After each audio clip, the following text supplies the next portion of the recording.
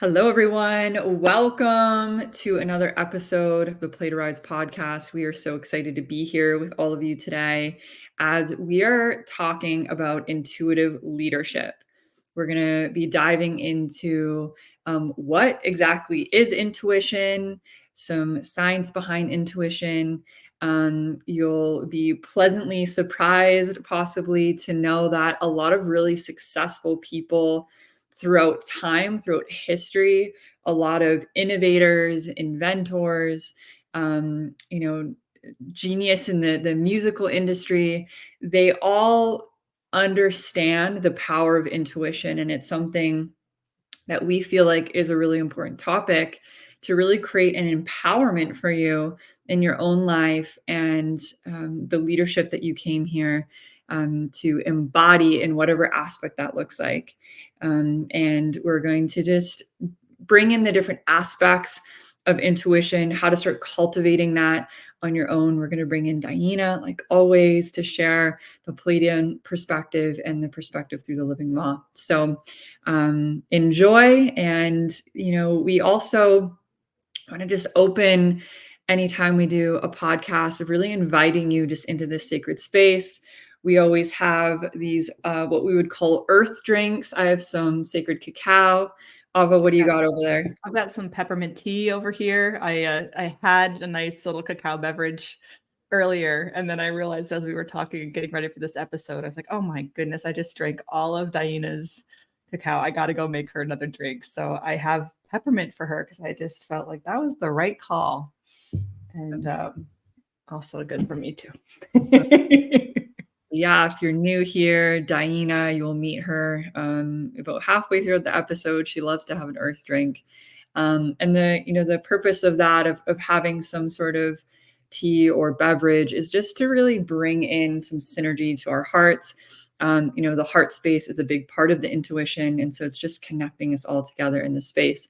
So we're going to dive right in to really build the foundation of what exactly is intuition and what are the different aspects of intuition.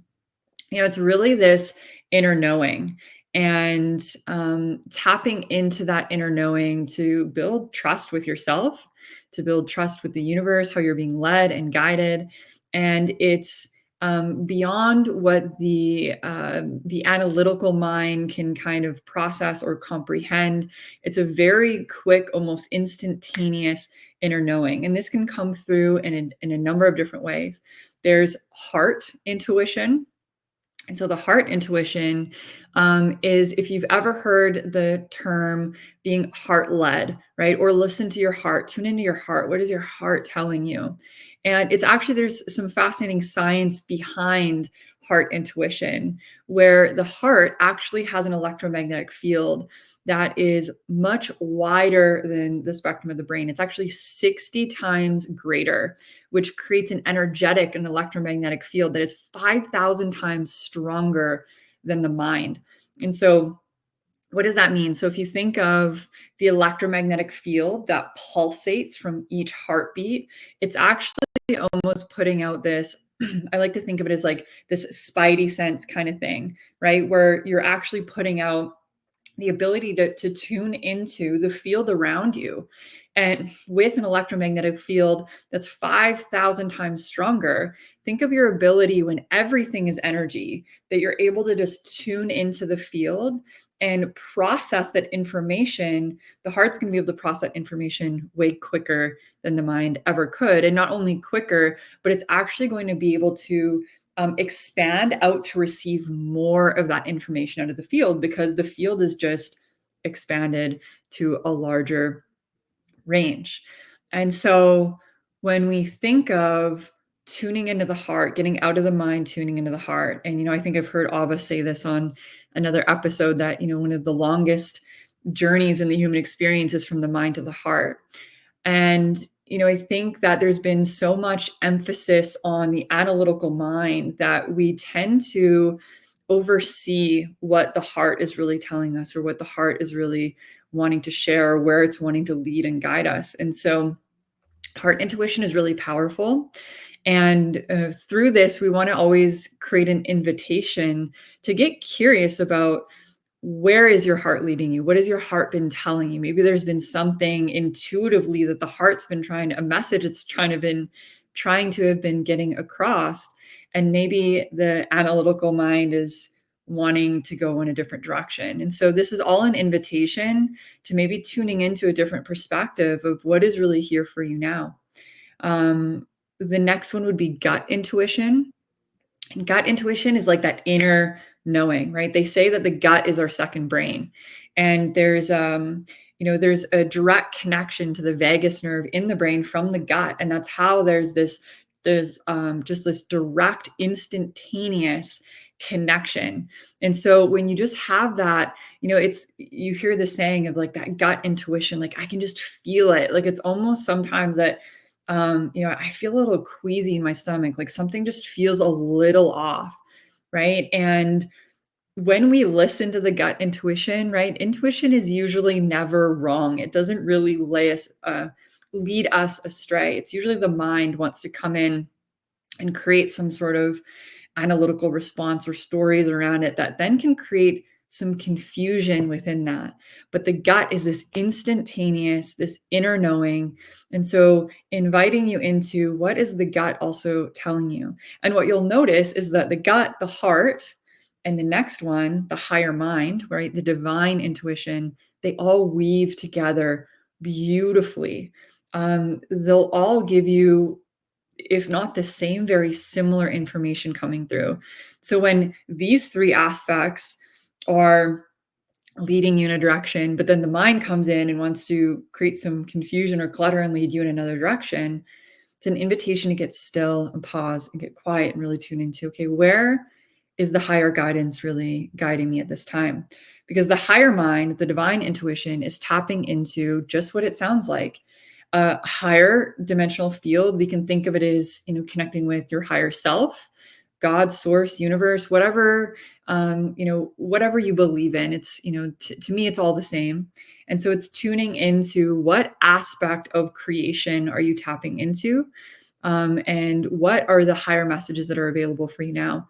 And to know what is coming from maybe the ego self or coming from higher mind, a good way to make that distinction is sometimes, right, the analytical mind, the ego self, when it's making a decision that isn't in alignment with the higher mind will feel expansive. It'll feel light. It'll feel, and sometimes it's a little uncomfortable because if it's calling you into something higher, that's outside of your comfort zone, right? And so there's ways to kind of find the distinction in this. So it's not always just it's comforting and free, right? But it'll feel lighter. It'll feel more expansive. And then the mind wants to come in. That's when it can create some of the fear, some of those hardwired patterns, right? Maybe a little bit of anxiety.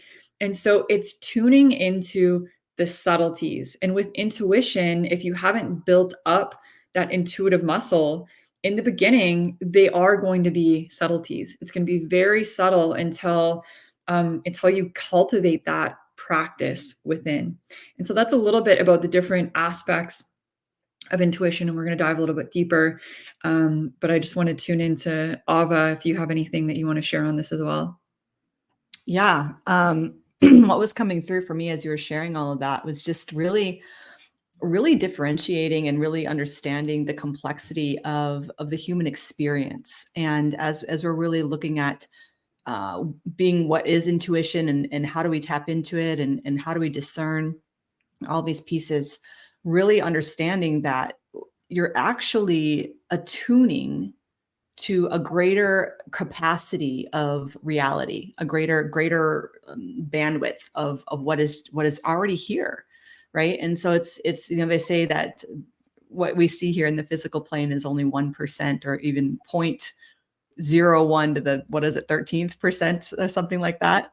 13 decimal point. 13 decimal points of zeros before you get to any kind of one. So pretty much very close to nothing, right? of matter, right? And then everything else, the 99+% is in this unseen realm. And this is really the 99% is really the realm we're talking about here in the sense of intuition, because it is this intangible but yet very physical, like the messages are a very physical experience at times. And then it can be a gut or a heart, and it can have a physicality in the sense of movement in the form, right? And just having that kind of bandwidth of awareness of that, or really attuning to more of who you are, more of who others are, and more of the frequencies that are simply here. And so when you're tuning in and using your intuition, you're simply expanding your awareness to include more of that 99% that we don't typically tap into when we're in our everyday reality, when we're just going to our work, going to our job, dealing with the family, cooking dinner, whatever we're doing, driving around. All these things are in that less than 1%. Right. And so how often are we even taking time out of our day to even acknowledge that there is a 99% of reality that we are not typically even in relation with? And so the first step is to actually begin to build a relationship with that 99%. So that would be the first thing. And, as you're sharing that around building that muscle, if you're not used to building your intuitive muscle and how that can really take time to develop, Shylo and I really do have taken the time to develop those muscles and have had like the real life kind of tests and moments to really to build that. Like my husband and I got a message years ago to sell all of our stuff, get rid of the house, and buy an RV and a truck and travel around the country. And we did that with our young little children before they were school age, and traveled all around the country for 2 years. And that was did not make any logical sense at all.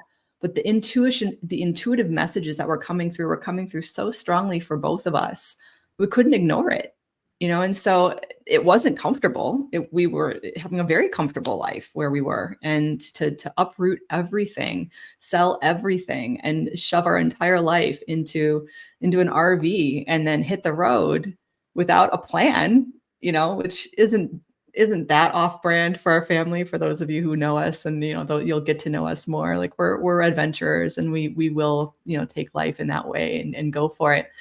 And it's an uncomfortable experience for anyone, right? And so just recognizing too that these moments of intuition, as Shylo was saying, are going to be often the moments that are not necessarily the most comfortable, and that's by design, right? It's like we're meant to grow and expand from what we are into what we can be, and that process of evolution is always there for us. And so intuition and following that intuition is the sweet invitation into your greatness, invitation into the more of who you are. And so getting to build that intuitive muscle is really developing a relationship with yourself, I like to say, like really being in a love affair with yourself, because it really is. It's really trusting yourself. It's really building that relationship with yourself, and with your relationship with the divine, and with your relationship with your higher self, and all of these aspects of reality that are right here for us. And I'm sure, Shylo, you've got some good stories too about just how intuition has really played a vital role in your own life. I mean, we live this way so much that it really is second nature, right? And it's what were you sharing before, Shylo? And it's like, I trust my intuition way more than my brain. 100%. When I think back on my life, and it's interesting, Ava, you just sharing that, right? Very similar message, which I feel like was really around the same time as you and Yeshua, of selling everything and packing everything into my truck. I left my country, quit my job in the middle of when everything was shut down, which didn't make any sense at all. It's like my family was like, what are you doing? Like this, are you sure this doesn't feel safe? And and just everything was pulling me into another direction. And at that time, I hadn't really built a strong enough connection with my intuition at that time to really be in the full trust that I am in now. Right. And so even at that time, I was like, well, my dad's making some good points here. Like, the world shut down. I'm quitting my job. This doesn't make any logical sense am I, setting myself off on a disastrous kind of path? And what I've understood to be true through a lot of trial and error, honestly, or I don't even want to say error because I believe that everything is really happening for us, but through lived life experience, I will say it in that sort of in that sense. But I absolutely trust my intuition way more than my brain, because when I look back and I reflect on my life, every time I've trusted an intuitive, guided message, pull, taking the leap, it's always worked out in my highest and best. And I can see that looking back now. And I can also look back and reflect on when I was in my mind, when I was in these unconscious loops, when I was in anxiety, when I was in fear, and I was making decisions through the lens of fear rather, and trying to use my logical mind and being in these, you know, conscious loops. If you know anything about astrology, I have a stellium in Gemini. And so my mind used to just be so busy. And through learning how to cultivate my intuition and trusting that, what I know now is that when my intuition is pulling me somewhere, even if it doesn't make sense, logical sense, I trust that more than when my mind comes in and tries to create a story, or, well, what if this doesn't work out? Or what if, well, all of these what ifs. And I know enough now through these lived experiences that that only, can create some disharmony in life. As it creates confusion, it creates disconnect. And I think that's the biggest place of the disconnect. And I think that one of the pieces with intuition of why it's so powerful, at least through my own lens, is just what I've spoken, right? In the fear. And the mind is a powerful tool. It has a place, absolutely.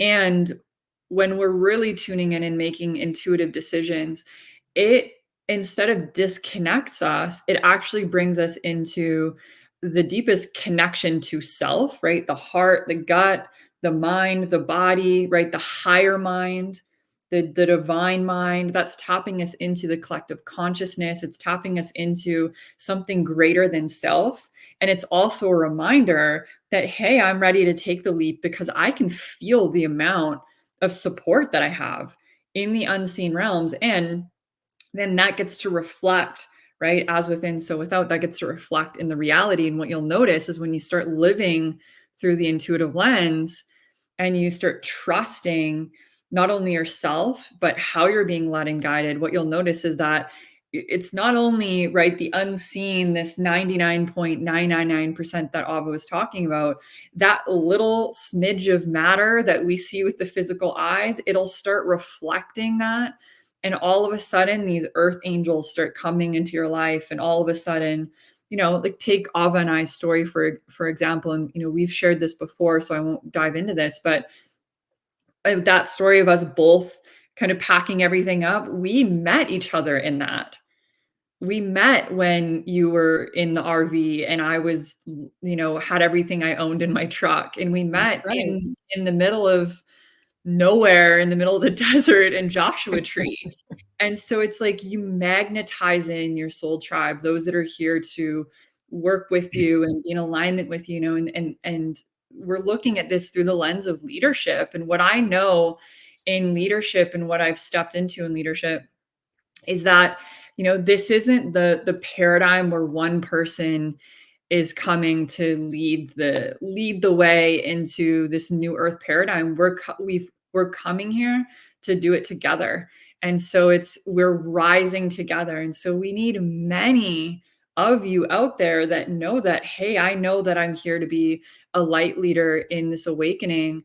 The awakening is calling you forward to step into that leadership, and it's trusting, it's tapping into the intuition, it's calling in your soul tribe so that we can all light the way together. And I'm so grateful for that.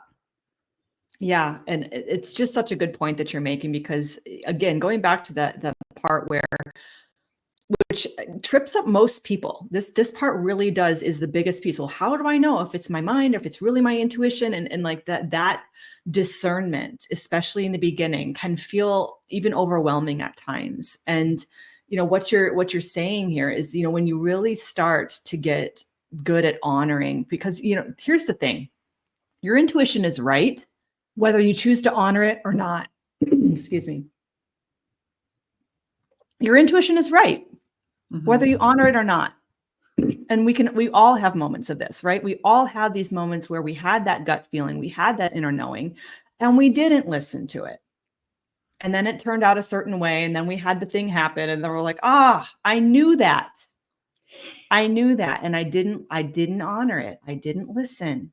Right. And so, not to kick ourselves when we're down, but like, that's the reflection, right? Of like, okay, you can trust me. This is another piece where it's like, okay, I can trust my intuition when it does this, when I feel this way, I can trust it because this is what happens. It's like you can kind of get that reinforcement. Sometimes you do have to have it go that way a few times before you really get like, okay, this isn't really wrong when this comes up, when I feel it in this way, and we all feel it in different ways. Like Shylo was saying, sometimes we really have the strong primal gut knowing, and others are really heart-centered, and others are really connected to that divine mind, and just really knowing, if you do have one that's stronger than the other, like to know when you can trust that, because it's really there for you. It's really there for you. And so as you get good at that, then you're really opening the doors for your life to expand in ways beyond what your logical mind can comprehend.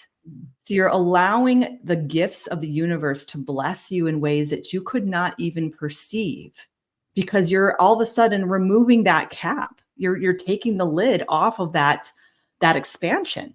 So the mind is literally limited by dimensionality. The heart is not. The heart expands through infinite multidimensionality. And so when you're tuning in and operating through the lens of the heart, all of a sudden, the full spectrum of reality, the full spectrum of opportunity and possibility are now all of a sudden at your fingertips or at your heart space, literally there for you to interact with, engage with, to create, to be in relationship with. Whereas, you are limited when you're simply using the logical, rational mind. And this goes into a lot of even studies that have been shown in like the ways that success is really directly tied into leadership, and it's I think it was Forbes, wasn't it Forbes that was saying that intuitive leaders are the most successful. And, intuition is so powerful that I really found this fascinating. Our brain analyzes patterns and probabilities before the conscious mind has time to catch up. Did you hear that? So your brain is analyzing and like what is actually happening. You could argue that it's, the logical brain, the heart brain. There are parts of your being, and this goes into your multidimensionality, your infinite multidimensionality, that are attuned to the subtleties of what is at play in the field. And those parts, that are going beyond the dimensionality of the logical mind of the brain, are tuning into those before it's coming into the dimensionality of the brain. So your parts of you are very aware of what is happening, and you do know, those parts do know immediately what to do, what is right, what they have the clarity. So you have the clarity. That is the piece, is you actually know. You actually know every single time. And that's the part that gets to get fine-tuned if you're kind of new to really trusting your intuition, is getting that clarity and trusting yourself that you can actually trust the messages that are coming through. And then the biggest part is having the courage to take action, having the courage to actually act on these things as they're coming through. Because that's the part that that we can actually create all this that Shylo was talking about, all this stuff in the mind that we're like, we could create we can really talk ourselves out of the right thing. And we do it a lot. And we do it usually because there's a fear or a consequence to actually showing up and following through with what our intuition is telling us.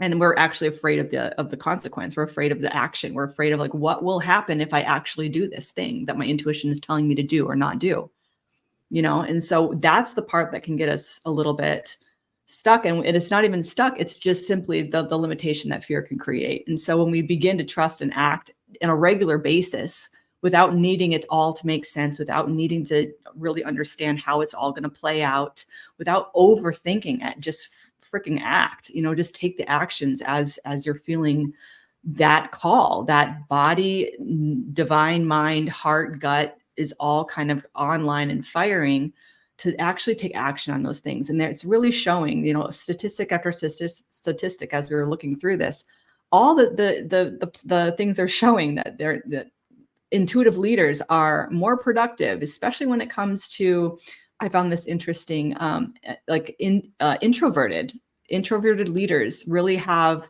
there's a very big connection there between being introverted and having that intuitive leadership skill turned on, that it can really, there's just all these correlations that are really made when you start to do the research around how powerful being able to use your intuitive mind can be in your success in business, like literally success, like translating into dollars, translating into more happy clients, more happy employees, in just a better work environment overall.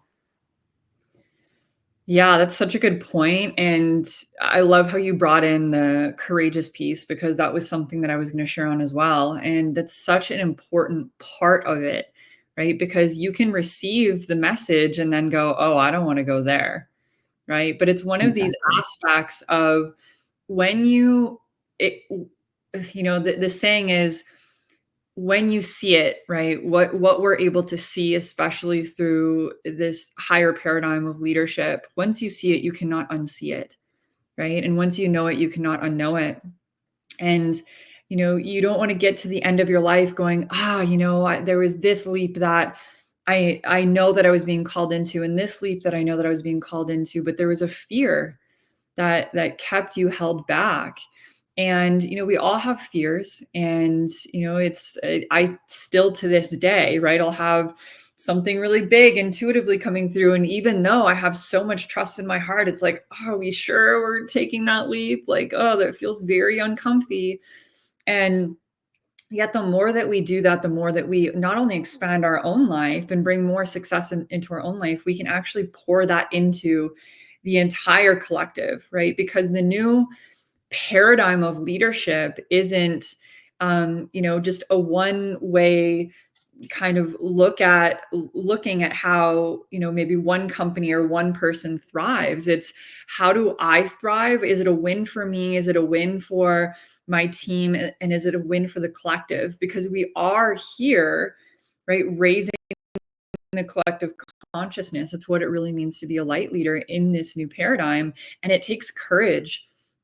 Another quote that's coming up right now is that, how much courage that it takes to keep your heart open when it wants to close the most, right? And there's so much going on in our collective reality that our heart is wanting to close, right? And there's a lot of reason for that fear of wanting to keep us comfortable and safe, right? And so the mind is doing its job, right? So we don't want to we don't want to look at the ego or the mind or these patterns as these negative things, because they are trying to keep you safe. And the higher intuition is understanding that when that safety net actually is no longer serving your highest good, it's no longer serving the highest good of what it is that you're here to create and build, and it's no longer serving the highest good as the collective as a whole. And so it can take a little time to build that intuitive muscle, but the more that you take that leap and trust yourself, what you'll notice, right, is then there's more evidence of, okay, I'm being held and supported. And you start to understand energetically what that looks like, what that feels like. And, when we were tuning into this, there are so many brilliant people throughout time that have really truly understood the power of intuition. We were diving into the work of Nikola Tesla, of Albert Einstein. They all state that intuition was a massive part of right, their success, and their success was a collective success. Like, these are brilliant minds, inventors, innovators. We wouldn't be where we are today as a collective without the work that they so courageously did back in that time, trusting their intuition, tapping into what they call, right, is this higher mind that they were tapping into. We can look at musical geniuses. I was sharing with Ava before we hopped on this really powerful story through Michael Jackson, of how he was sharing. He was on tour and he was sharing with his tour manager that, it was really late at night and he wanted to get into the studio because he had a song that came through and downloaded. And, they were telling him, we're super busy. Like, you should probably get some rest. We have a big day tomorrow. And he goes, no, you don't. Or I think he said, God, he used the phrase, God sent me this message or this song, but he understood that it was coming from this higher mind. And the tour manager said, can't God wait a night? Can he take a night off? And he goes, no, you don't understand. Because if I'm not here, if I'm not in the studio to receive these ideas, then God might give them to Prince. And I just found that so powerful, because what that is stating is that he understood that there's this collective information, this higher mind information, that these intuitive hits are waiting for somebody to listen, right? So yes, we have the gut intuition, the heart intuition, and that's really more personalized. And when it comes to this higher mind intuition, right? Ideas, innovations, creative projects. Like, if you're in a place where you feel like you're maybe creatively blocked, like, I know that I'm meant to step into leadership and I can feel this business idea or whatever it may be, but you're like, there's something that there's just a disconnect, or I can't, or I'm not creative enough, or whatever the story may be. Ask for support. Take time, pause, tune in, and listen, because there is a whole, the whole magical treasure, energetic treasure chest that is waiting for somebody to listen, to tune in, which is exactly what Nikola Tesla and Albert Einstein talked about as well, is that wasn't special information that was just given to them. They understood how to tap into it, how to receive it, how to listen, how to then embody the information, and then they took courageous action on it. And so, Absolutely. yeah. And one thing I'll say about that is, we were kind of sharing about that. And intuition is really this missing success code that not many people are really aware of. There was a study done by the Harvard Review that said like 68% of business owners do not actually operate through intuitive reasoning. They use logic and rationale. And Albert Einstein literally said he's quoted saying, all great achievements of science must start from intuitive knowledge. And that's exactly what you're saying here is that's his way of saying the tapping into the divine mind, right? It's this frequency that's available. And of course that would be the case, because again, going back to the 99% and the 1%, the 1% is what we already see, what we're already experiencing, what's already here on this physical reality. The 99% is available in the divine mind, is in this intuitive realm of possibility. And so, of course, in order to have any kind of discovery, what is a discovery? What is an invention? It's taking something that is in this field that we're talking about and bringing it into this dimension, creating it, bringing it into fruition.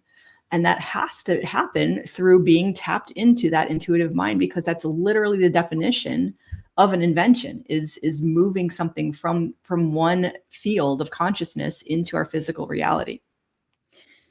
Beautiful. And just as you were sharing that, something that came through was another explanation from a book. Maybe you read it. If you haven't, it's an incredible book. It's called Happy Pocket Full of Money.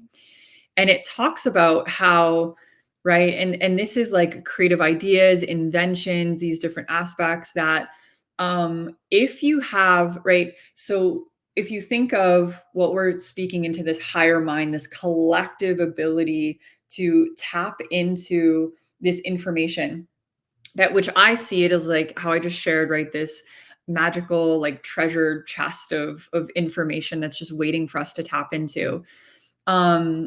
There is, if you think of like the hermetic principle of like everything starts in this higher mind kind of aspect, and it's one of, the universal laws, that everything that exists within there is collectively created through our collective, and not just our physical collective here, but it's also, right, all of these different dimensional beings in this universal kind of system that we're existing in.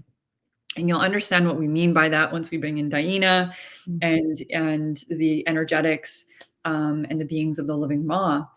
And what it speaks of in this book is that if you have an intuitive hit, an idea, right, just in the way that this podcast came through to us, right, wanting to share this information, or anything that you're wanting to create. I want this to be something that inspires you to go out and do the thing.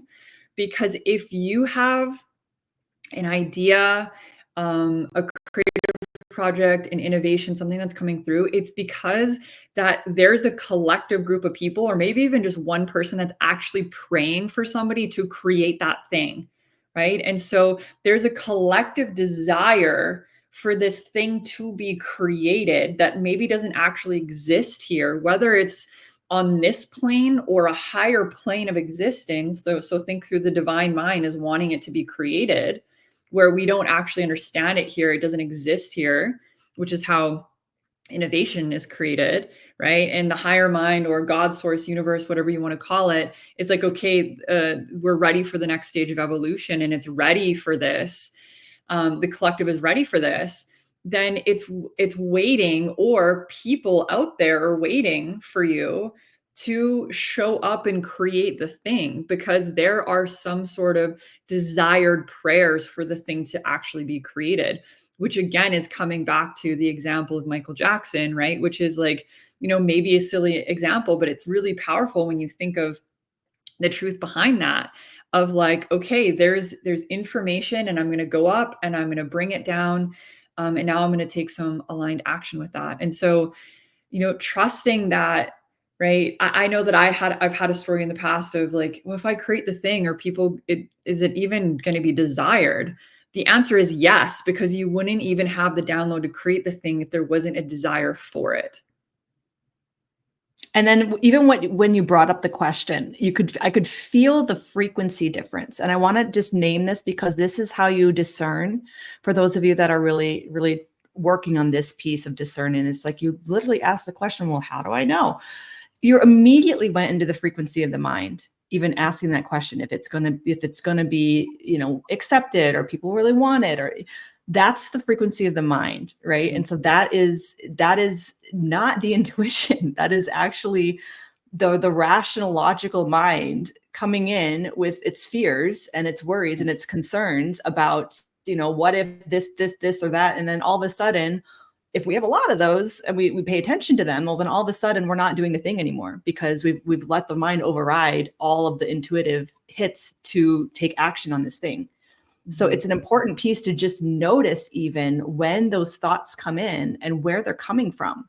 Are they, because again, the message is the message, the hit is the hit, right? And then we create the story around the message. We create the story around what we're receiving, based on how our relationship is to fear, and how our relationship is to being in service and giving our gifts, right? And so really having the clarity of who you are and what you're here for makes this whole process a lot easier, because you have that assuredness of like, okay, I'm really here to be a rising light leader, to really give my gifts, to bring these to the world, to do it in this particular way. And maybe those, then you all of a sudden get this download of like, oh, wow, I'm really getting this message that what if I did it in this way? and to really feel into that and let your body and your heart and the conscious, larger divine mind really guide as you're moving through these inquiries, and just when you notice the frequency of the mind coming in, that's in the lower dimensional realms, bringing in the logical pieces of how or what if, or the questions like this, that's not your intuition. If you're asking the how questions and the what if questions, those aren't intuitive questions. So just really begin to notice that, because that's a way to begin, again, to develop that discernment and to be able to really kind of build those muscles in a really good way. And this is a good time to really just even name that there are really 4 aspects of intuition as you're kind of working with developing this for your own self. And the first is really getting clear within your field. A lot of times, especially within our world, it's really an important piece to kind of have energetic hygiene. And what that means is really making sure that you're clear in your field, you're clear in your aura, that you're strong in your aura, that you don't have any holes, right? That you're minding what you're taking into your field, and that you're taking in, only that which is serving your highest good. And really making sure, even getting energetic tune-ups every now and again by humans that are equipped in that particular way, that have that particular gift, to really having a relationship. Shylo and I both do this constantly, not constantly, but seasonally, getting these energetic tune-ups. It doesn't matter how, like, where you are or what your role is. It's like, this is energetic hygiene is just as important as taking a shower, eating clean food, things like this, exercising. This is another level that's just super, super important. And it sets the stage of making sure that you are really clean and clear, so that the messages that do come through, you can really trust it, right? And so that second piece then is getting quiet enough to listen, getting quiet enough to actually hear the messages that are coming through. And that takes actually setting the stage, actually putting intentionality into quieting your mind, right? Because that part is when we can quiet that mind, it's so much easier, because you don't have that interference going on all the time saying, oh, what if this, or how are we going to do that? Or, that's just when you have that a little bit more kind of reeled in a little bit, you've kind of worked with the mind, and you have a meditation practice or whatever your practice might be to really work with the mind and to have it being used as a tool rather than kind of taking over your whole life. Then it's really a lot easier to really trust those intuitive messages, which is really the third piece, is trusting. And what are we trusting? Trusting yourself, trusting your relationship with your own higher self, trusting your relationship with source, direct connection to God, right? Like really trusting your relationship with what you are receiving, and trusting that you have that circuitry built up so strongly that it's not even a question of trust anymore. You just know when you know. And that's, that's kind of the level I feel like that Shylo and I at least have really gotten to is this part where we really, when these messages come through, we don't question them, right? It's like they might feel a little bit uncomfortable, or like, oh, really? Like, really? You're going to make me do that? Like, this is what's on the table? It's not always a comfortable thing. It's meant to stretch us, right? Like, we're meant to evolve. As I was saying at the beginning of the episode, these are things that are invitations to grow. So to see it in that way. And then the fourth is I feel where most people kind of get caught up the most, which is taking courageous action, courageous aligned action when necessary. And that can look like inaction, right? Like it can, like the action or the inaction, it can look like whatever is aligned based on the messages that you're receiving, whether to do something or act on something, or to not act on something, right? Or to whatever the thing may be.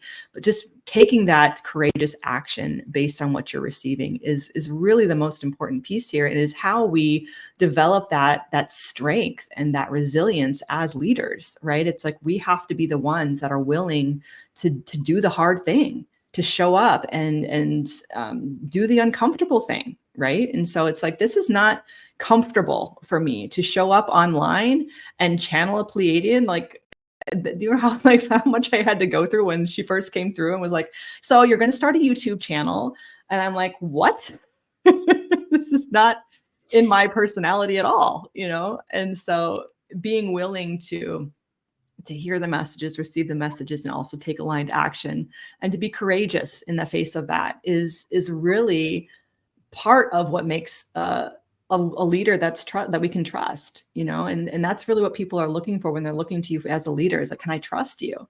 And that comes back to, do you trust yourself? And if you trust yourself, are you listening to the messages that you're receiving? Are you listening to the subtle cues that are all around us, right?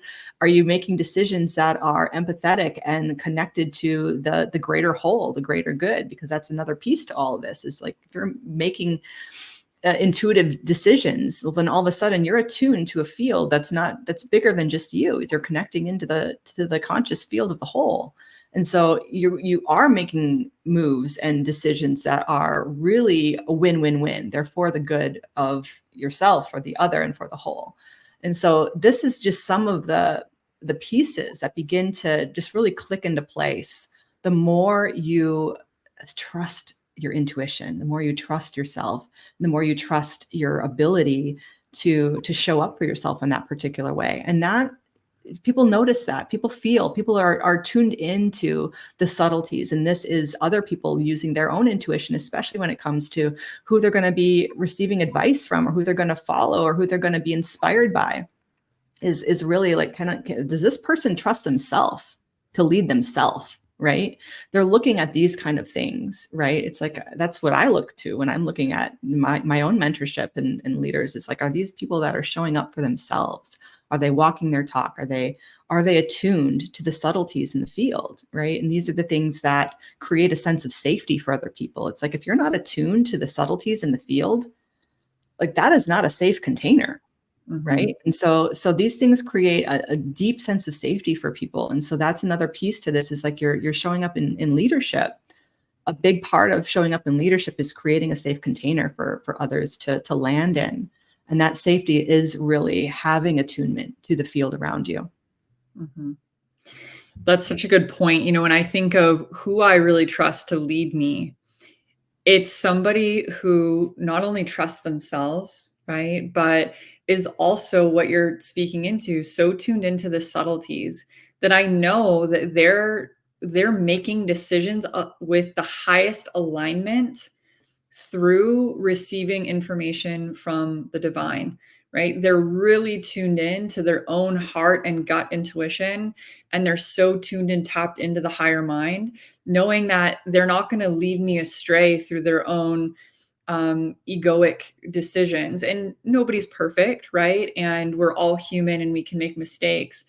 But even in that, do they know how to take accountability and then course correct, right? And so it's not about being perfect by any means, but it's about continuously showing up for yourself and tuning in and tapping in to what is in the highest alignment for yourself and for those around that you are leading, in whatever aspect that looks like, whether it's just your own life, whether it's your family, whether it's, an entire business and community, whatever that looks like for you. What Ava is speaking into is such an important part of that safety. If I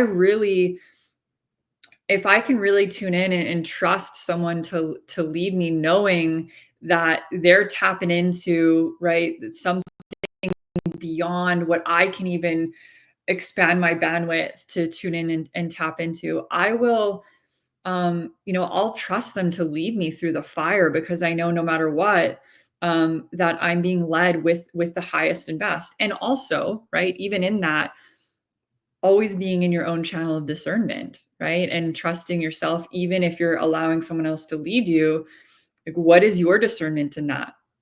Can you still be your own leader, even while taking guidance and leadership from someone else? Because again, we're all here to lead each other and to hold each other. And we're really here to rise together in this collective awakening. And so there's so much magic in tuning in and tapping into your intuition. And I think for me personally, one of the most important aspects of that is empowerment. It's knowing and trusting myself that I'm going to be making empowered choices for myself and my community and those around me. And the reason why I feel so passionate about sharing intuition, and one of the reasons why we wanted to bring this into the podcast, is it's really important for all of you to feel empowered, and to be tapping into what is in the highest and best for you in the collective, because there's a lot of distortion in the collective field with everything that all of the systems that are, breaking down. And so there's a place in that to be so heart-centered. I know, at least for myself, of no matter what is happening around me, no matter what is crumbling around me, being tapped into your higher intuition and trusting that whatever this is still for our highest and best, because I can still tap in and see the higher vision. And as long as I'm taking one step in front of the other, like, we are being led and guided. And that can just bring in this unshakable inner knowing that is what's going to be the guiding light for all of us in the unfolding of what's happening with humanity at this time. Absolutely. And just to reemphasize that, we're really the definition of leader is really, we are really in a paradigm shift with that. It's like, you think that back to the childhood games of following the leader, right? It's like, that's not where we're at in consciousness anymore, right? That is not what is going to bring us collectively into the newer frequency. This is a new era of collaboration and inspiration and cooperation and really communion, right? It's like really honoring one another for the gifts that everyone brings to the table and rising collectively together, and really doing that in a way that is synergistic and is really working with all the frequencies within the space, and really honoring every frequency in that space. And everyone still has their role to play. It's like, you still might be holding the actual container, but you're not doing that alone, right? It's like every other frequency is playing a role in that holding, and so just, you're the one that's kind of maybe your particular gift is in the attunement, is in the subtlety of the field, right? And then there's others that are in that container that are bringing other gifts that are not your strengths, right? And so honoring the gifts that every single one is bringing into the field, and being able to dance and move fluidly with all of it, is really where we're stepping into in a bigger way, in the bigger collective, and is why we're even doing this in a co-container, co-facilitation container, is to really emphasize that, and bringing in even other guests to come in to, especially in the membership, bringing in the wisdom of others, to really receive, because we're in there learning just alongside everyone else, and it's really meant to be that way, right? And so just recognizing that as you're developing this kind of skill or this refinement as a rising light leader, recognizing that what does that mean, even in this new paradigm as we're rising together, and to really have that clarity that it doesn't look like the old way, right? And we get to co-create in this new way together. Beautiful. I love that so much. And just as you were sharing that, of like, we're co-creating this container, and maybe this is an intro for DiYeena to come in, and we're not only just co-creating it with you and I in the community, like Ava said, we have an online membership where it's really community based, to expand light leaders to come together, to rise together. And we're also co-creating this with a higher dimensional plane of existence, beings that are here to really serve humanity at this time. And maybe Ava, you want to share a little bit about that, but it's DiYeena, and who is a part of the Living Ma.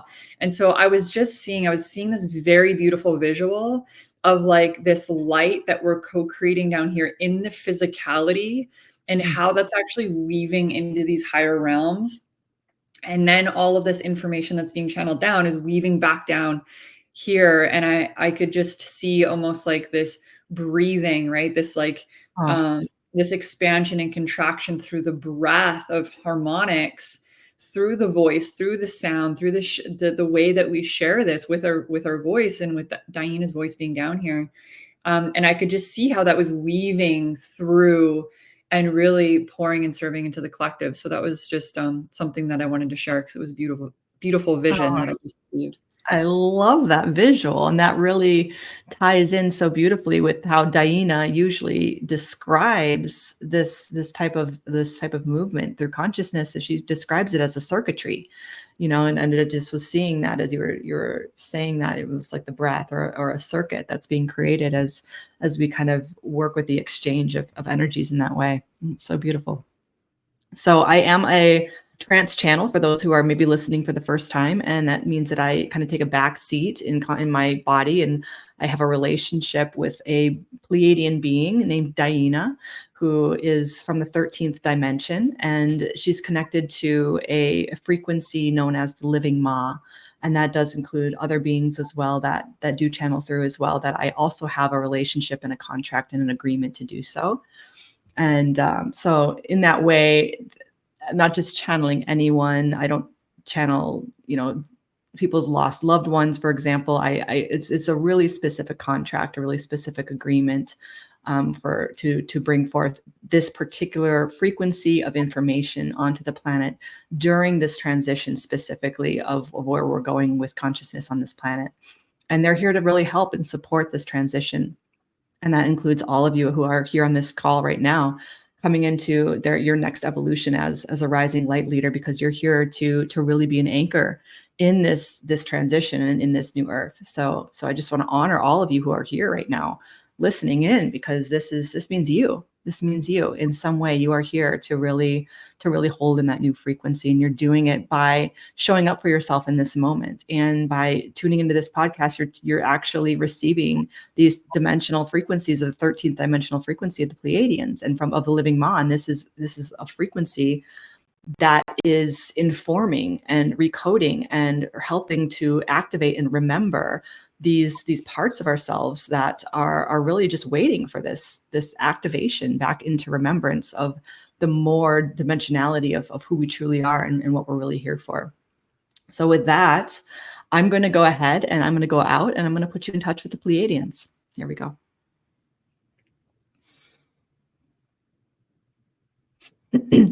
Greetings. This is DiYeena. You see, other Pleiadian family. You see, we are here, you say, to bring the love to all the humans, you see.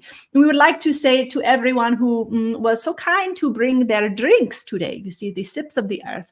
We will take a little sip, you see, bring your glasses up, you see, we will commune together. And to say that we are all in circuitry, you see, with the heart space, you see, bringing in the love, bringing in more of the love, you see, and also knowing where you are on the earth, you see, bare feet on the ground, you see, you drink the herbs growing around you, you see, you put them into the teas, you see, and then you are in deeper circuitry relation with the place of the earth that you are finding yourself residing, you see, brings more strength to who you are, with your body, in your mind, in your consciousness, in your heart. You see, so creates greater resilience, you see. Also, we have a little gift here from Ava, so we say thank you. You see, we say we like it very much. We will take a sip and see where we are on the planet.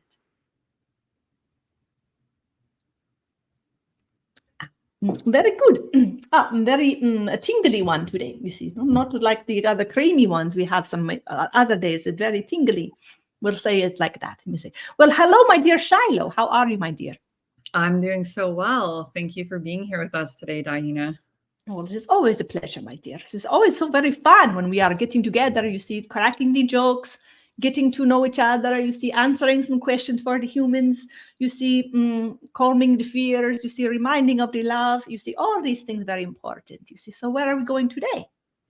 Beautiful. So we have been deep diving into intuition and how that really plays a part in the new paradigm of the leadership roles that we're all stepping into here as humanity is continuing to awaken and evolve, and the different aspects of intuition. And one of our first questions here would be, what is a tangible way to cultivate and build a relationship with your intuition? So anything that you want to share with the viewers, with the community, maybe that we haven't shared thus far, to assist them in really learning to trust their own intuitive gifts. Well, you're assuming we were eavesdropping as usual then to know what you are already talking about, my dears. We like it, you see. We have been listening in, you see, so we are aware. what we will say, you see, is that you've said very many things, you see, around the intuition. You see, it's very important, you see, for the trust piece, you see. And this is really a frequency that has broken off parts of your soul. For many of you, there's a fractal or a little bit of a crack, you see, within the wholeness of your structure. You see, so we are bringing wholeness into the fractals, you see. So what we mean by that is bringing wholeness to the soul. So sometimes you say, oh, we're going to go grab all the soul fragments, you see, from all the other places where we left them around, you see. Sometimes we do this intentionally. Sometimes we do this unintentionally, more unintentionally than intentionally. Sometimes we just say, well, this is a very important part of my soul that's very powerful. We're going to ask a very important being that we trust to just hold on to this part until we're ready for it, till we feel empowered enough to hold on to that piece. You see, sometimes that happens, you see. Ava did that with one of our guides, you see. You hold on to this piece, very important one. You do not lose it. You bring it back when we are ready for it. She claimed it back, you see. But these are important parts that we have to really call back into ourselves, you see, because these are the parts when they are not with us, create a lack of trust, you see, because it's like a fragmentation or a computer programming that is kind of scattered a little bit, does not have all the information, you see. So it's hard to trust when you do not have all the information, you see. But when you are creating, when you have all these soul fragments together, then you are fully informed, you see. And so it's very easy to trust. There is a part of you that just has the deeper knowing, you see. So if you're feeling this sense of whenever you have the intuitive messages coming through, that you find yourself coming into the frequency of the mind, questioning everything, and then getting all caught up in it and not knowing where to go, or you're feeling in the fear, well, then this is perhaps a little bit of a signal to yourself to maybe do a little bit of the soul clearing work to just call it back in, you see. And this does not have to be complicated. Everyone, well, now, DiYeena, you're giving us a whole nother laundry list of things to do. We have to now go get all our soul parts. Well, I don't even know where they are, you see. How do I know if I have any that are lost or anything like this? You see, this sounds like a bigger mission than just trying it out of the intuition and maybe just hoping for the best. You see, maybe we just do that, you see, rather than trying to go grab all the soul parts from all over the cosmos. That sounds like a very big job, you see. It does not have to be a big job. This is the point, you see. It does not have to be so complicated, you see. So it was very, very simple, actually, you see. It is simply done through the heart with the intentionality, you see. Isn't that fascinating? You can be doing it very easily.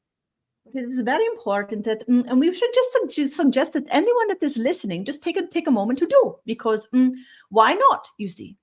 Unless you are very clear that you just had your soul work done last Wednesday, and you are very clear that you have all the parts and you are not missing any, you just checked that, then you can go take a nap, you see. But the rest of you, let us all just take a moment here to really just call them all in, you see, call in all your parts, you see. And you can really just do from your heart, you just, with the intentionality, something, you use your own words. You do not have to use DiYeena's words, but there's something to the effect of that I call back all parts of myself that are not collected in the whole, you see, and to bring them back into the wholeness so that they are all in communion once again, you see. And you bring back all the pieces and you feel your light body, you feel the frequency of your light body in the state of wholeness, you see. You see yourself almost like a puzzle, and you can see the missing puzzle pieces. Envision all the puzzle pieces of light coming back into the light body, filling in all the little puzzle parts that were little gaps here and there, and then all of a sudden you envision a whole body with no puzzle pieces missing, you see. It can be as simple as that, you see, just a visual of bringing it back in, you see. If you do not have the visuals, you just pretend, you see. You don't have to get complicated. You just pretend that you are just seeing it in your mind's eye, or just experiencing it, you see, just imagining. You're just putting little puzzle pieces back into your form, you see. So what this does then, calling all it back, all of a sudden now you are a whole fractal. You are a whole fractal of a soul that is very connected to itself, you see. So you are connected into all parts and all aspects of your beingness, you see.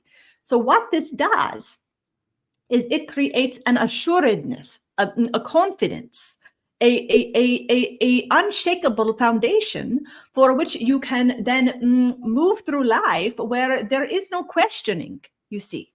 There is not the deep questioning in the ways that the mind can do, you see. So you may have a little bit of fear still come up here and there, or it may feel like a big step that is being asked, you see, but there is still the undercurrent, the undertone. There is no question of the information. There is no question in the information of the messages, you see. So it is really starting with that. Starting with whole fractals, that is the first step. We all have to call back the parts, you see, making sure we're starting from wholeness. And then when in that frequency of wholeness, you see, becomes very easy, you see. We have the 4 steps, you see, Ava laid it out, you see, making sure you're in the clear, you see, this is part of it, you see, clearing. And you can just do a little bit of brush. We like to do the aura brushing. Have we done this before I do not believe we've done the aura brushing on the podcast. Would you like to do? This is a very simple one. This is very easy.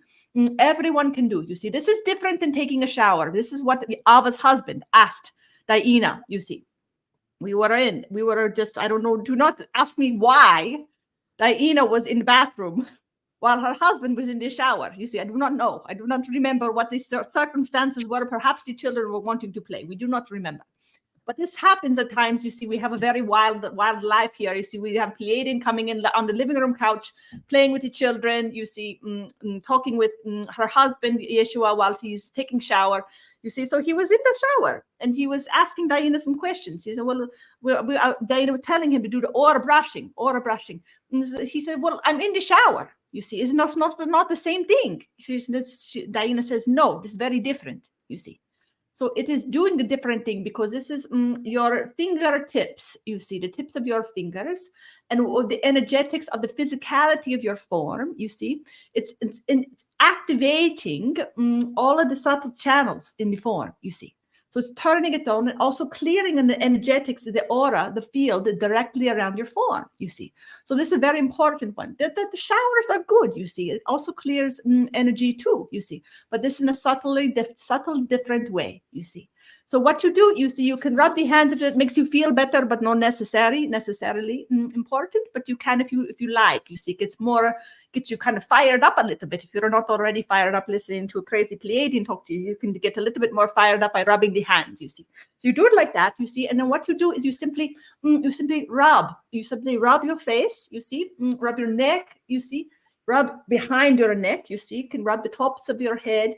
You see, your ears, you see, and what you are wanting to do is all your arms, your legs, you do your chest, your back, as much as you can reach. You see your legs down to your toes. And what you are doing then is you are just simply sweeping, a sweeping motion, like you're almost like flicking off the dirt. You see, if you were to have some dirt, you would just be flicking it off, you see, clearing it up, you see.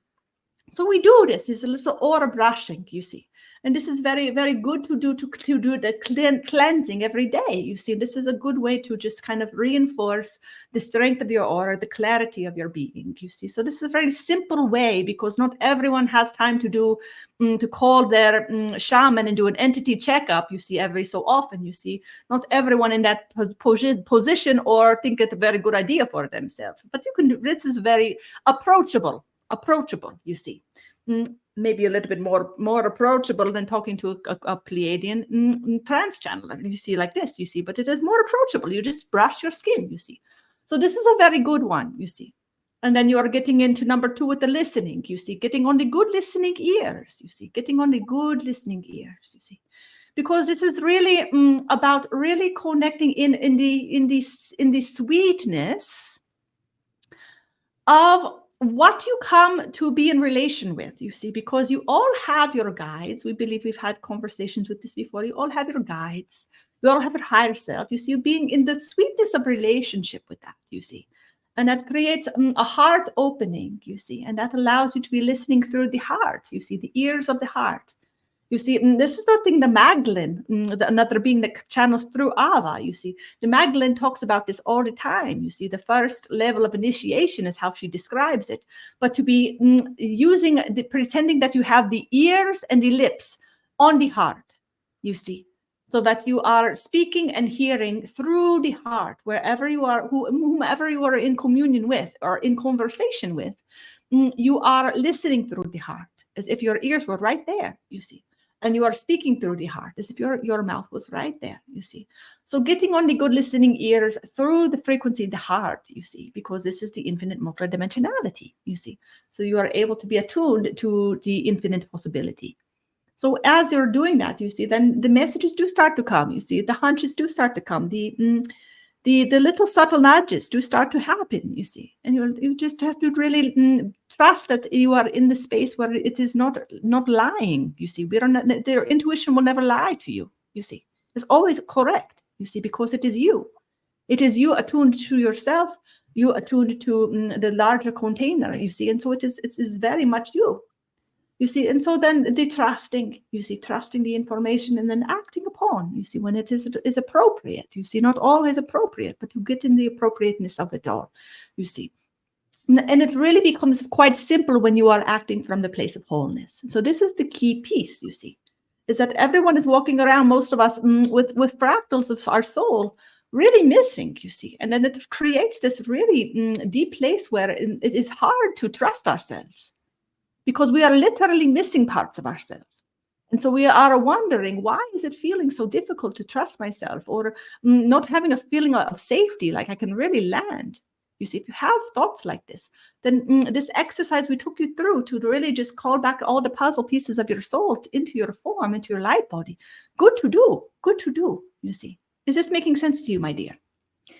Yes, there's definitely a few pieces that I would love to just speak on with that. I think the first and foremost with talking about, or what you're sharing about, the wholeness and calling back those fragmented parts, and how you're speaking of, using your imagination. I want to just share with everyone that to not undermine the power of your imagination, right? A lot of people, have expressed to me, well, is that really happening, or am I just imagining? Like, is that even real? And so as you're utilizing your imagination, right? Imagination is images of the mind expressed. Your imagination really is this intuitive playground, really, where we get to express, or even tapping into kind of that well of information that we talked about earlier, this treasure chest of information through the divine mind. Really trusting that as you're calling back those fragmented parts of self, that you're actually that powerful, just by creating an intention, calling back those parts of self, coming into a place of tuning into wholeness. Like, that is actually happening on an energetic level. And so it's trusting and believing that, yes, you are that powerful, and that it can be that simple, and that you don't have to overcomplicate it. And it can actually, be this practice of simplicity. I think so many people feel like they need to overcomplicate things, or feel like it actually needs to be harder than what it is. So when it's a really simple practice, they're like, well, did that even really do anything? What I've understood to be true, that the more that I've simplified my spiritual practices moving forward, the easier it is, first of all, to tap into them. And what I've understood is, oh, wow, this is actually really powerful. And it's doing a lot, actually, way more than what I thought. For an example, just that exercise that you took us through, DiYeena, right? With the fingertips and just brushing over the auric field, this simple little practice. Now, one of my clairs is clairsentience, which means I feel frequency and vibration in my being, in my body, in my subtle bodies. But just by doing that, I could feel my whole auric field light up. My fingers are tingling, my whole body started tingling. I could feel the impact, right? So many, or, maybe some people might just go, well, this is a silly thing. Like, is this actually doing anything? As I'm just rubbing my body, and I could feel the tangible difference. And so I want to call you all into the subtleties, right? And that's what we were talking about with intuition as well. The subtle underlying energetic frequency that's there for you, and tuning into the evidence of these subtleties that are there, because it doesn't have to be super complicated. It really does get to be this simple. We love this, you see. The simplicity way is very good, you see, because we do not need to overcomplicate, you see. It's very, very true, you see. Very good. Where else do we want to go in consciousness? Anywhere else? Or would we feeling complete with that? Or is there more to say? Well, there is something that came up, DiYeena, as you were sharing that I would love. You've actually shared this with me before, but we've never really shared this publicly. A juicy one. We are excited. Especially not on the podcast. But something that came forward was you had shared, you kept talking about informing the form. And you had shared something with me, in the past of I don't want to call it the science because obviously that's not the part of it, but the energetics, I'll say it in that way, the energetics of what's happening when you're taking information on in like a sacred geometric formation. Do you know what I'm talking about? You've shared that with me, how we're informing our form with the sacred geometric form. It's just so fascinating. Yes, let's see how many times we can say the word form in one sentence, you see, and then we'll probably have it right on track, you see. We are joking, you see, but we like this question, you see. It's a little bit connected to the intuition. You'll see the bridges we can make with this, you see. We'll weave it together. The way that we were describing it, though, for you, what we were directly perceiving or talking about, we were talking about how everything contains a sacred geometrical pattern, right? Your form, your body is literally, if you were to pull apart the layers, if you were able to layer it, just literally pull apart all the little layers of your form, you would see the pattern of sacred geometry, layered upon layered upon layered, until it created a matter that appears dense and solid, you see. But it is really not that way at all, you see, but it appears that way. But it is sacred geometrical patternings. Same is true for all animals, for all plants, for all rocks, all of the things, you see. All living things, you see, have this pattern, you see. The water has the pattern, you see. And so what does that mean in terms of the foods that you are taking in, the information you are taking in? You see, we are saying this in the sense of the information is literally changing the form of your form, because it is forming. So we'll take a flower, an edible flower, for example. You see it because those are already in a pattern that does look like sacred geometry very easily, right? It's very much so. So it's easy to think. You see, so you take in a bite of that, you take the flower, you ingest that flower, the pattern of that flower, the information contained. See, the information is coded to create that particular pattern, first of all, and that particular pattern is information. So when you're consuming, you're taking in the form, the information, the formation of that form, you see. So that form is then informing your formation. You see, so you have a formation outside of your form, and then you have a formation that is being consumed. So then all of a sudden the frequency, the information, and the actual structure of that form is now being integrated into your structure, your form, your information. And so it is literally changing the cellular structure and reforming your form to match the frequency of whatever you're consuming.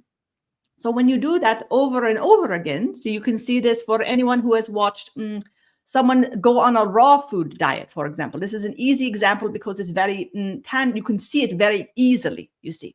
What you see happen in the beginning, you see, and we say this because Ava and her husband Yeshua met at a raw vegan retreat center. You see, they were working in this particular way, so they are familiar with this frequency. You see, what happens when you take in this form? You're eating all live foods, lots of fresh food, lots of fresh vegetables, lots of fruit. You see, you're bringing in so you're taking in the forms, the light, the frequency of light, into the form, into your body. What happens is more and more of that information coming in, being consistently informed.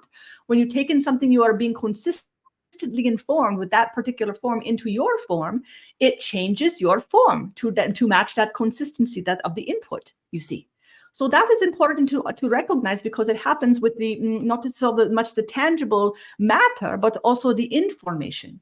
So the news that you take, the thoughts you consume, You see, the beings around you, if they're saying loving things to you, or they're saying things that are quote unquote beating you down or making you feel less than. You see, these are information. These are forms that are informing our form. You see, so they are changing our form, either for the positive, for the quote unquote negative. You see, they are changing the form to match the frequency that is being put in it. You see. And that is happening all the time, you see. And on a micro level, it may not seem very noticeable. You're just having a little bite of a flower, and oh, wasn't that an interesting thing? We don't usually eat the flowers, but we ate a flower. Wow. You see, but on the subtle level, what is happening is very, very different. Your form is really taking in all of those codes, all of that information. And so the more you do that, the more you will see with the physical eyes how that is impacting the form, because you are really taking it in a new way. You see, you are allowing that to restructure, because you are doing it in a frequency, meaning in a consistency that is allowing it to reform in that way. Is this making sense to you, my dear?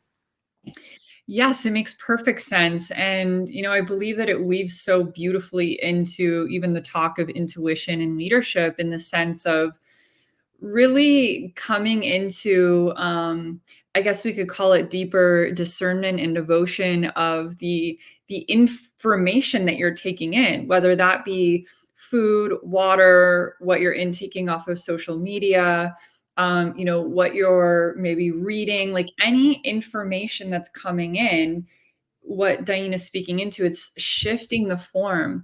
And so when I think of really building that intuitive muscle, building that intuitive bridge, the more that you even show up in, say, a meditative practice, or some sort of breath work or chanting, whatever it may be, whatever you do daily to connect with the divine, every time you make that connection with the divine, you're informing your form with a higher expanded bandwidth, which is also going to assist in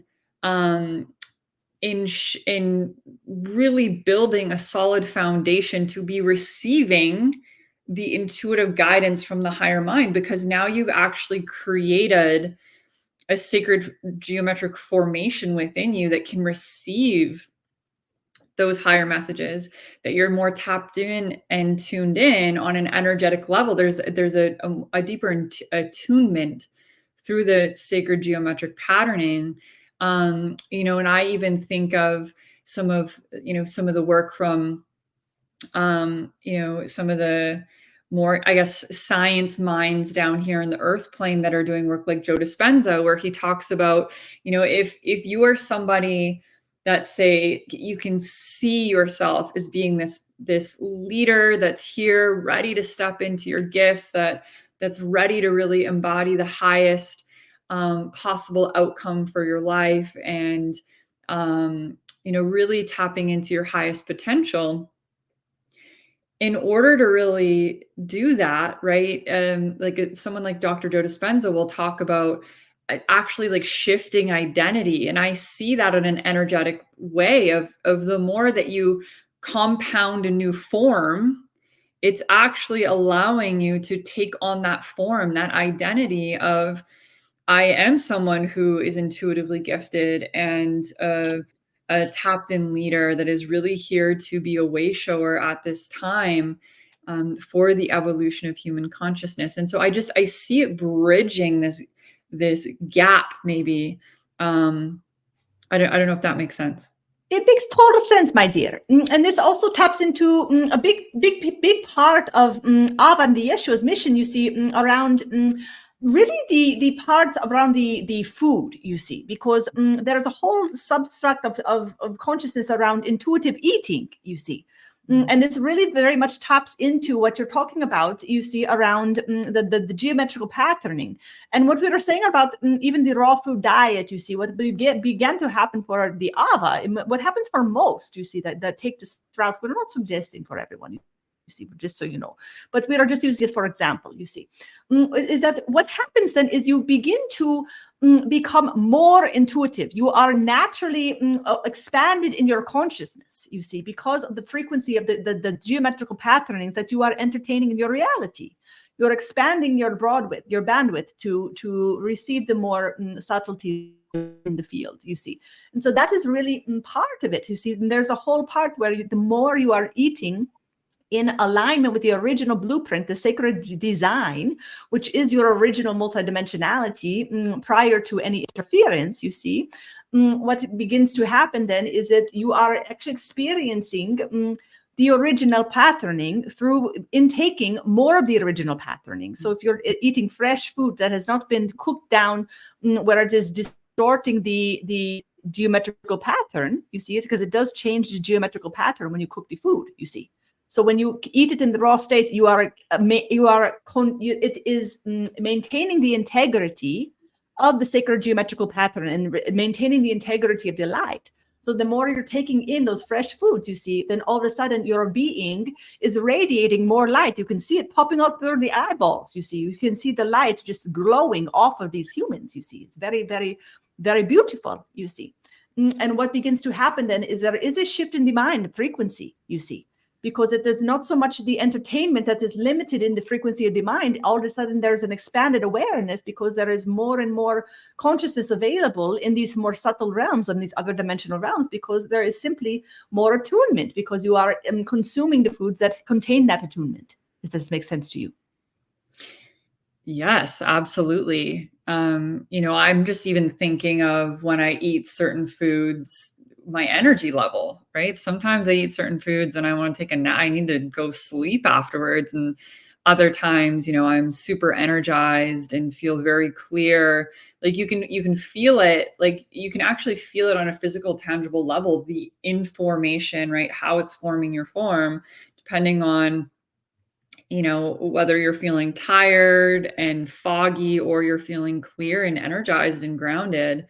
And so, it's an invitation into those subtleties of what's really serving you when it comes through any sort of information that's coming in, and what is not serving you. And that may be a really, foundational place for you to start really working with your intuition and building that intuitive muscle of tuning in daily of, is this serving me or is this not serving me? And stepping into your own leadership and really starting to lead your own life in a way of doing what's highest and best for you. And then that gets to pour into any sort of creative channels or whatever it is that you're wanting to actually birth and bring to life as well. Precisely, my dear. And this is really the first step of what we were talking about with the clearing your aura. You can do the aura brushing. The another easiest way, you see, easiest in the sense of results, you see, is the food intake. You see, the information intake, you see, because this is going to allow for the clarity of the mind, you see, and it's going to allow the information, the intuitive information, to be so obvious, you see, and it really does get obvious, you see. So it starts a little bit like a little bit of a subtle nudge, a little whisper here and there, and you will be questioning it because the mind is so activated, you see. But over time, you see, especially if you're choosing to do it through the food, you see, because you're again getting in circuitry with the nature of the original patterning of blueprint of creation. You're aligning with those frequencies. You're aligning with the frequencies of all creation and your multidimensionality. Well, then all of a sudden you are able to connect in with all the other possibilities in the field, you see. And so you are really tapped in. This is what it means to be tapped in, you see. So your higher mind is working in resonance, in circuitry with all of creation, because you are consuming it. You are consuming it in its wholeness, and you are reflecting and mirroring that wholeness, you see. And so this is what it means to really be in good leadership as well, is to be inspirational, to be holding the light, to be holding the frequency of the light, you see. So this is an easy way, a really recommended way, is to not to say to change 100% of your diet necessarily, but to really to consume more of the fresh foods, you see, and to not be in dishonor of what your body is requiring or asking for, but to just take in more of the light, you see, in general. You see, and this is really for everyone to take in more delight, because that is really going to help with that circuitry of your intuition coming back on the line. You see, these are simple things you can do. Everyone's like, well, how do I know to trust my intuition? It is really a process of really kind of coming into this state of wholeness within yourself, you see, calling back the soul pieces, you see, brushing the aura, you see, and taking in the foods and the information that are really aligned with your original blueprint of wholeness, you see. So you are reflecting that wholeness in all aspects of your reality. Is this making sense to you? Yes, absolutely. I'm curious if there's anything else that you want to share on intuition. I do have one more question that I would like to ask as well, but I'm just wanting to tune in if there's anything that's coming up for you right now. This felt like a good one. We would like to hear your question, my dear. Or one more statement, whatever you had to say. Yeah, I think a question that's just coming through right now would be, is there anything that you can share or that you would like to share to really inspire others of why it's so important at this specific time in humanity for those that really feel on a soul level that they're here to be in leadership, to really have the courage to step into being an intuitive leader at this time? Well, this is a very good question, you see, very important one, because this includes all of you with the listening ears right now in this moment, you see. And really, the answer is really connected into the direct part of your wholeness, you see, coming into that frequency of the wholeness is really all of it, you see. Because we can kick you in the booty and say, go do it, because that's what you come for, you see, but you have to know it within yourself, you see. So what makes you know it within yourself? You see, there has to be that unshakable foundation of the wholeness where you just know, you see. And so it is coming back to that puzzle piece analogy where we are bringing back the soul pieces, coming into the wholeness, eating the foods that bring you into wholeness, because all of these simple aspects, you see, or opportunities really do create the frequency of you knowing yourself, you see. And when you know what you come for, when you know your purpose, when you know who you are, and you remember why you come to this planet, you see, at this particular junction in history. It's a very, very fascinating time to come to the earth, you see. You see, so a lot of you come for the ride, a lot of you come to be the help, you see. Those of you here in the listening ears right now, most likely coming to be the help, coming to be in the service, coming to help the humans, you see. So all of you coming to help, you see, not getting too caught up in the third dimension of all of it, you see. Remembering who you are and why you come, you see, being in the positivity of it all. Because here is the thing, you see. When we all come together, giving our gift, you see, when everyone is doing this, you see, what begins to happen is a miracle. It is a pure miracle, you see. What begins to happen is the light of the world begins to glow in such a way that it radiates this ripple of love out into the cosmos, out into the universe, and touches all aspects of creation. Why is this so important, you see? Because it creates a sense of, it brings into balance a reminder for all of beings, you see, even those that are playing out a very opposite role of that, you see, on other planets, you see, very much in other frequencies, you see. It's still, they feel that ripple, you see. And so what that does then is it recalibrates all beings, a reminder of that frequency of the love and the light, you see. And we cannot have all the love and the light, or we wouldn't even know it was there, you see. So it is still the balance, you see. We're still creating the wholeness and the balance. But your fractal, your particular soul, is not just important in a certain way. It is essential. Without your soul fulfilling its mission here in the planet, you see, it creates a hole. You can think about it like this, just for the simplicity of the mind, you see. It creates a hole in consciousness of unfulfilled energetics, you see. And so what that does then is it's not able to radiate in its full beauty and its full expression. It's not able to be actualized and realized in its fullness, you see. So it is it is inevitable. We will say it this way as well, you see, to take a little bit of the pressure off, you see. It is inevitable why you come, you see. There's no way to miss it. There is no way to miss your mission. And there is no way to not complete it, you see.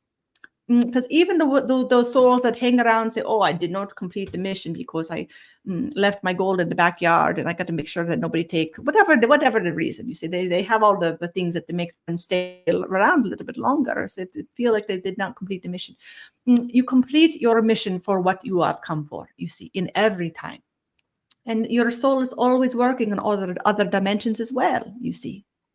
So just knowing how important, I think this is the message for everyone to really hear, is really grasping the importance of the individual soul. That every soul has an importance that is so grand, so magnificent, and so spectacular, that it is really a requirement that you all choose to say yes to yourself and to choose to say yes to what you come for. So it is important for you to really be in the aliveness of who you are, and to move confidently with the assuredness of who you are in your wholeness. Because when you are in your wholeness, you are in your wholeness, and then you are so in your power that you are moving through this world. So there is no doubt why you come and what you come for, that you are able to then create from that place in any direction. And this is the free will part, is we get to still choose what to do, you see.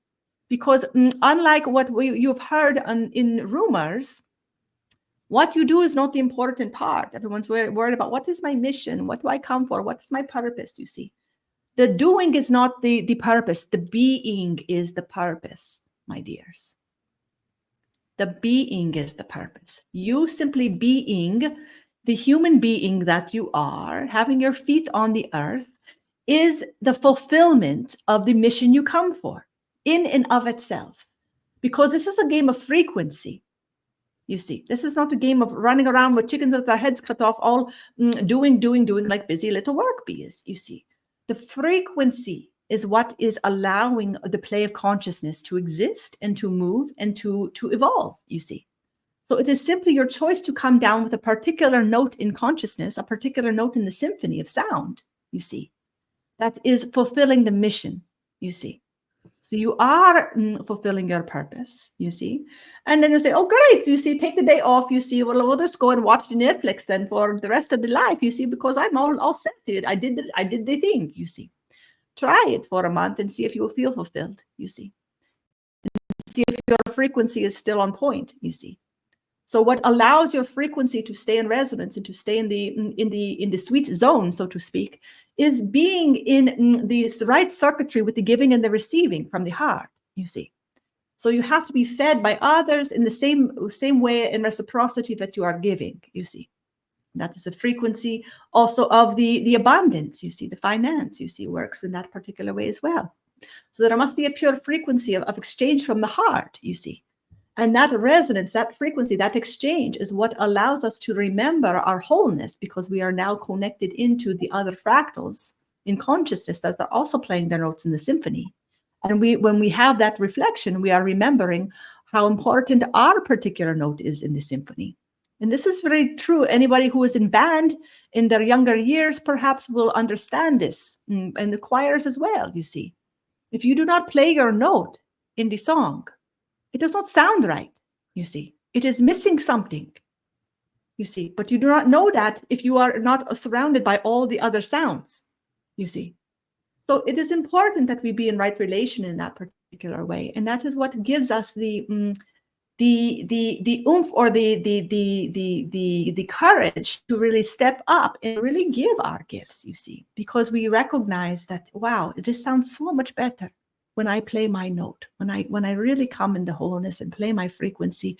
The orchestra, the sound, the symphony, the song sounds so much better together when we are all showing up in our fullness, in our radiance, and giving our gifts, and really having the opportunity to be in awe of every other gift around us, every other note in the symphony around us. You see, and that is the reciprocity, that we all get to be in awe and wow of each other and the gifts that we are able to give and receive from each other. Beautiful. I love that aspect so much of the purpose of why we come here is really in the frequency of the being. But that doesn't mean that we just get to check out and you put on Netflix and just kind of, numb ourselves from the world. In fact, in order to be in wholeness, we also have to be in the doing, right? In the giving and the receiving. And the doing, what I'm hearing is that the purpose isn't so much in what we are doing, that this is the place where we get to play in consciousness through our free will of when we're in the alignment with the tonality of how our soul is wanting to be in resonance with the being, with the purpose of how we came here to be. We then get to create whatever it is that we desire to create through that lens because we've showed up in the purpose of the frequency of being. And then we get to be in the awe of what we're creating and what we're co-creating with others here in this experience as well. Precisely, my dear. That is exactly right. And that is how we co-lead one another as well. You see, the leadership, then you get to see it through that lens of how we are in circuitry with one another. And this is the natural shape and form and movement of the cosmos. So we are coming back into the right relationship with the harmonics and the energetics of all of creation when we lead in this particular way, where we are really in awe of everyone's gift. And we are really in the right circuitry of it all, rather than this hierarchical pyramid. You see, we are more in the spiral of circuitry. Is that making sense to you? Yes. Very good. So as long as we're nurturing and cultivating, right, that connection that we have with higher,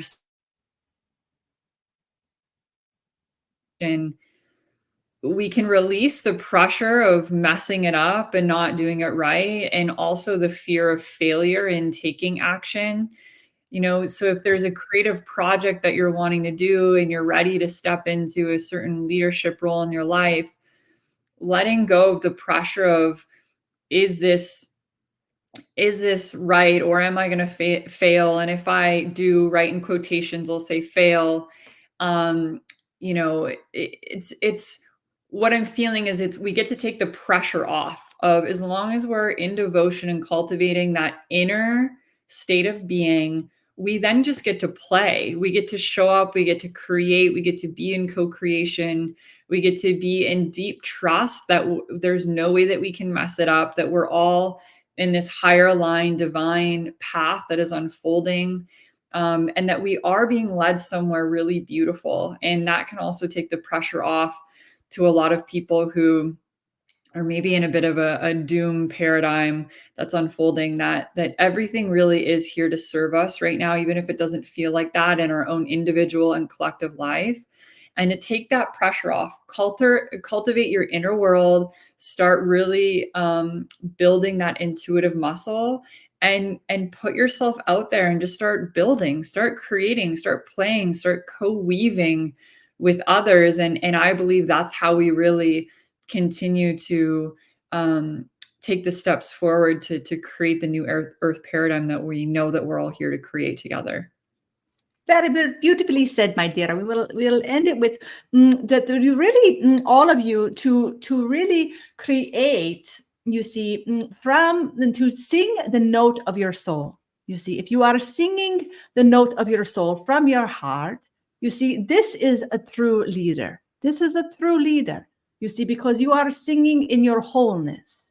You are singing the fullness of your expression, you see. So it does not matter what you are doing, as long as you are singing your soul's note through your heart, you are showing up as an inspirational light leader on this planet. And that is what we need more of, is souls that are willing and ready to sing their soul's song, you see. Come and sing your soul song, and do not do it shyly. Do not whisper it. Sing it full and sing it loud and sing it clear and sing it with pride and joy, you see, for the whole world to hear, you see, because it is really important that all the fractals are really showing up in their fullness. Show up in your fullness, you see. Sing your soul's note.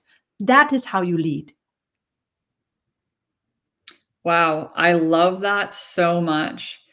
It doesn't matter what song you're showing up and singing, as long as you are singing the note of your soul. That is so powerful. And that leaves so much room for creative expression. And I really believe that it takes the pressure off of, there's no way that we can do it wrong if you're just showing up in your authentic expression. And so I hope more than anything that this conversation has inspired you to get out and create and be in your intuitive channel and be in your authentic expression and really show up in this new paradigm of leadership for yourself, your family, your community, and that we really get to rise here together. So thank you, DiYeena, for being here. Thank you to the whole collection of the Living Ma for being here with us as always, just sending you all so many blessings and just so much gratitude to get to co-create in this container with you. Well, right back at you, my dear. It is a pleasure for us as well. And we send all of you blessings from the Pleiadian family. We love you all dearly. And we will see you very soon. Blessings. Beautiful. Welcome back, Ava. That was such a powerful episode. I'm so grateful to be here with all of you. Thank you for tuning in and listening. We did talk about the online membership a couple of times. So if you're curious about that, we'll put a link down in the show notes. And is there anything else that you want to speak on, Ava, before we complete here today? Yes, thank you, everyone. I just want to say that I trust that this message was exactly what you needed to hear today. Beautiful. And if this resonates with you, please like the video, subscribe so we can continue on this journey of ascension together. All right. See you all in next week's episode.